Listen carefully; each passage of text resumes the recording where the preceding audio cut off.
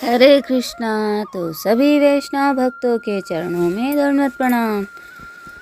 दया दृष्टि कर हृदय में, भाव भक्ति उपजाओ। 33वां अध्याय लिखूं, कृपा दृष्टि बरसाओ।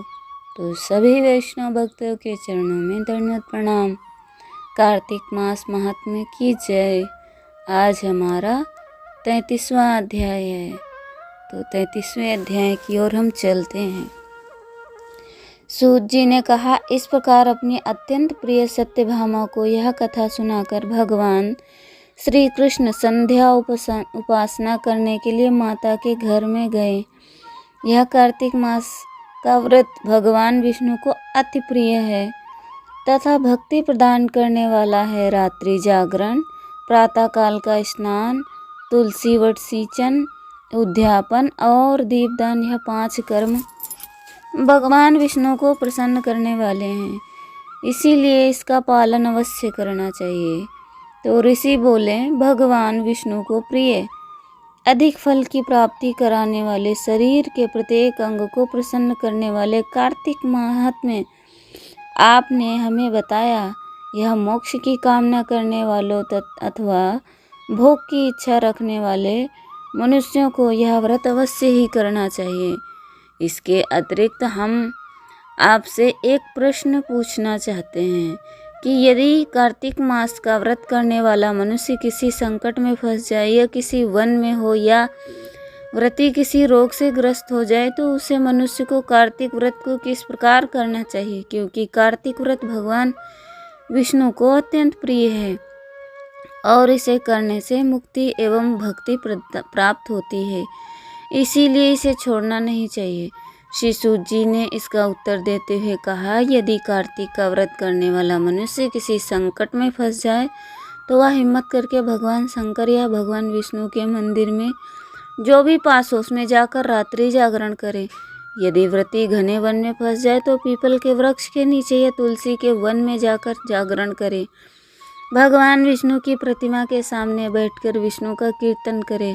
ऐसा करने से सहस्त्रों गायों के दान के समान फल की प्राप्ति होती है। जो मनुष्य विष्णु के कीर्तन में बाजा बजाता है उसे वाजपेयी यज्ञ के समान फल की प्राप्ति होती है। और हरि कीर्तन में नृत्य करने वाले मनुष्यों को सभी तीर्थों में स्नान करने का फल प्राप्त होता है।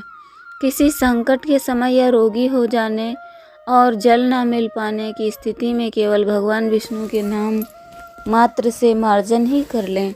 यदि उद्यापन ना कर सकें तो व्रत को पूर्ति के लिए केवल ब्राह्मणों को प्रसन्न करने के कारण विष्णु प्रसन्न हो जाते हैं। यदि मनुष्य दीपदान करने में असमर्थ है तो दूसरे की दीप की वायु आदि से भली भांति रक्षा करे। यदि तुलसी का पौधा समीप न हो तो वैष्णव ब्राह्मण की ही पूजा करे ले, क्योंकि भगवान विष्णु सदैव अपने भक्तों के समीप रहते हैं।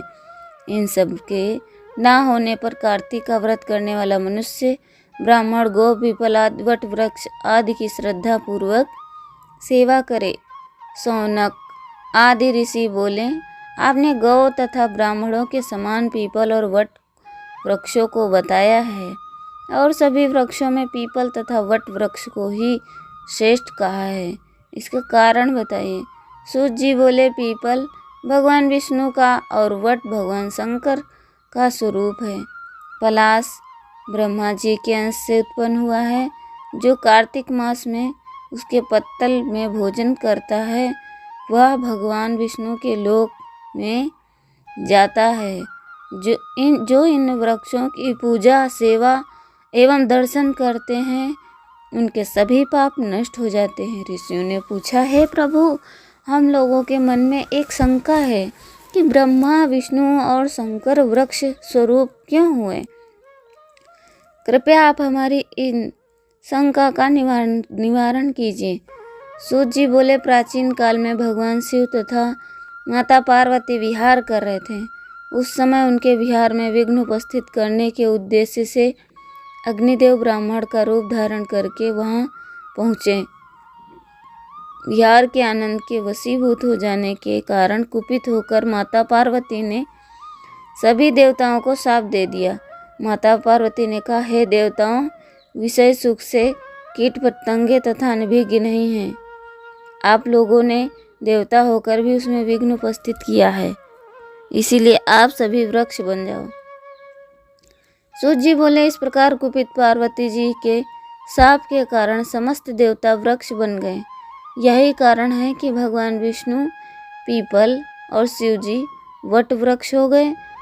इसलिए भगवान विष्णु का शनिदेव के साथ योग होने के कारण केवल शनिवार को ही पीपल को छूना चाहिए, अन्य किसी भी दिन नहीं छूना चाहिए। तो हरे कृष्णा। आप सभी को कार्तिक मास की बहुत बहुत शुभकामनाएं।